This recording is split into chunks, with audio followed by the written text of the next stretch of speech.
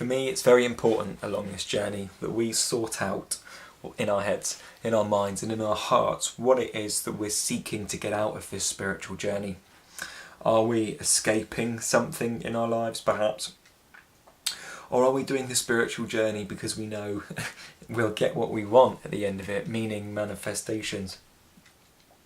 Or are we really here because we want to become free of the limitations that we seemingly put upon ourselves through our egoic identity? Because if you're here for the latter, this journey will awaken beauty in your life. If you're here for the other two, it might be a difficult ride. Please, by all means, watch this video.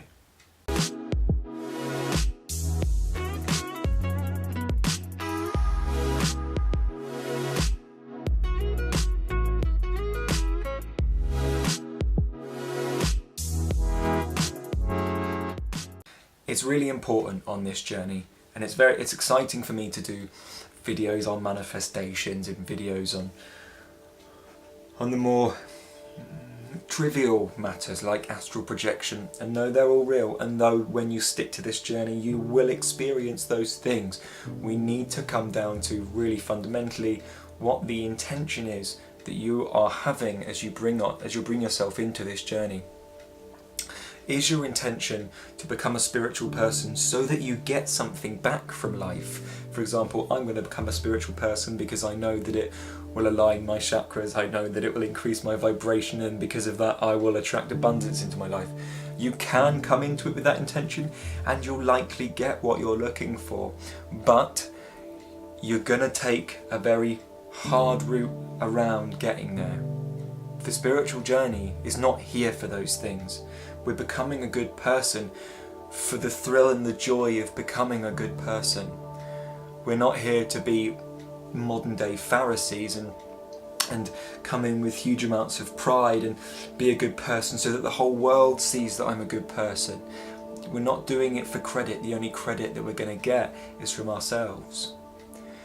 If we're here for freedom, to be here to be free of the mind and be free of the egoic identity that seems to really grip us into a very personal sense of self that takes the whole world personally and very sensitive and is the one that gets the punches and the knocks from life, because there's a freedom behind that that never gets punched, never gets knocked about by life, that is our natural state, that is the well-being that we come into this life with.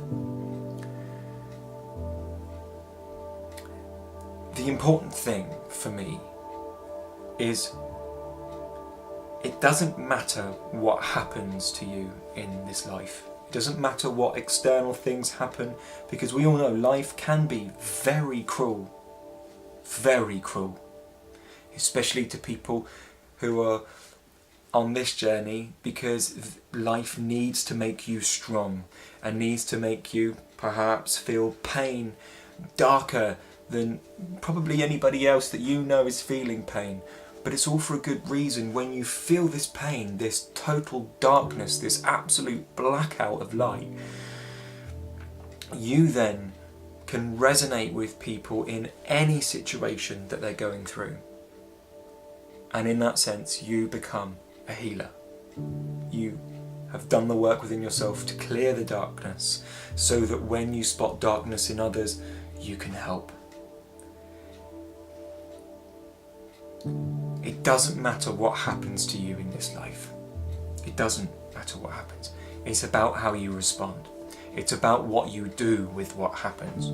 If negative situations are happening, and of course for you right now, they are. You're in this transitionary period, right? Negative things perceivably keep happening to you. What I would say, just quickly, and I don't know if this will land, is to whom are those negative things happening? Because they're not happening to the free one behind the identity. We might find that the sensitive one in the mind, the negative ego, is the one, the I that we're talking about here, the I that is having all of these bad things done to it.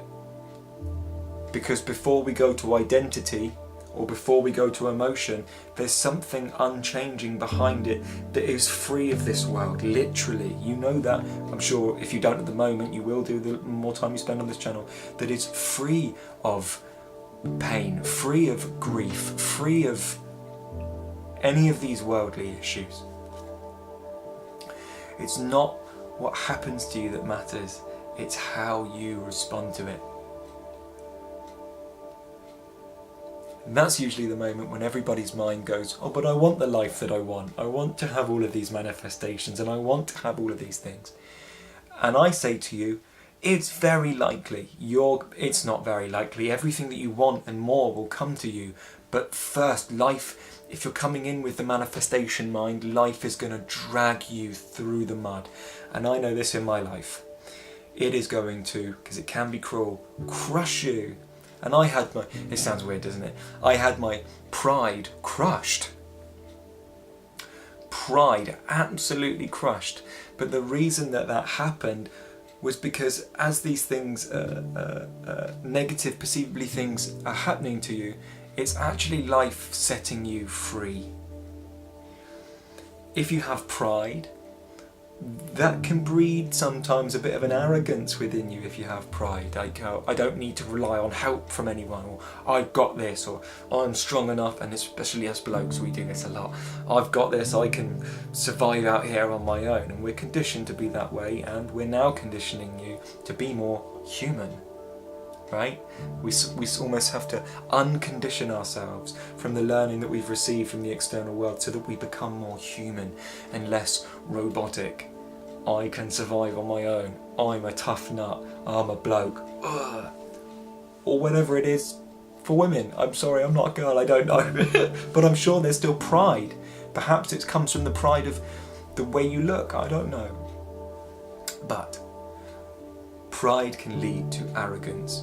And if you come in with the wrong mindset, the wrong intention, life will crush that pride out of you.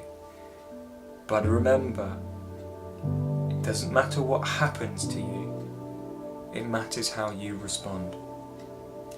People don't choose to be on this path. It happens. You're chosen. It just happens. There's no way out for you. Whatever's going to happen is going to happen. You can't change anything. Anything that you're going to manifest in your life is already there for you. You're going to manifest it whether you try to manifest it or not try to manifest it. That's the story. That's your journey. Those are your themes that you've come in to play out. But notice that when you're crushed and you're going through really negative experiences, that these experiences are setting you free. It may not feel that way right now, but you're being set free of a conditional life. You're being set free from the negative identity that's only manifesting you negative synchronicities anyway. One day you'll look back at this period of your life and you'll say, thank you so much, life, for setting me free of the limitations of my mind.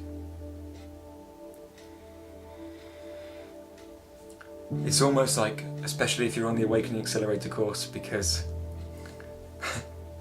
I've done those practices, I've been there, and sometimes it's the hardest thing, isn't it, just to sit down and get on the mat and do the work. But it's the only thing that will change the darkness in you, right, is doing the work. And it's almost like we don't commit to a spiritual practice because our mind convinces us not to, or whatever it is. But then as soon as we do the spiritual practice, it's almost like we get on the mat, we do it, it's almost like one breath, one movement. If it's yoga that you're doing, you're like, oh, you're reminded, you remember, oh, this is why I'm doing my practice. I'm setting myself free. I'm not doing it so that I can manifest my Bugatti Veyron car, although I am. I'm joking. I really am joking, I don't want a Bugatti Veyron. Unless somebody wants to gift me one, in which case you're more than welcome to. But back to the seriousness of it.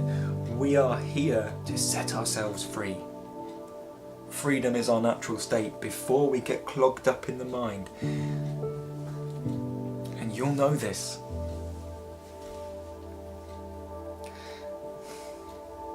Thank you very much for watching this video. If it's getting tough, do your spiritual practice, do your sadhana. You can take on the sadhana that I did while I was in the dark night of the soul. That's down below. Should you wish. It's a course, you have to sign up, it's not free. But it works. I know that it works. It's my experience that it works. And yeah, that'll do. Do your practice. Soothe yourself with your practice and your breath. And remember, if you're here for freedom, this is going to be a beautiful ride and you can have it done in moments.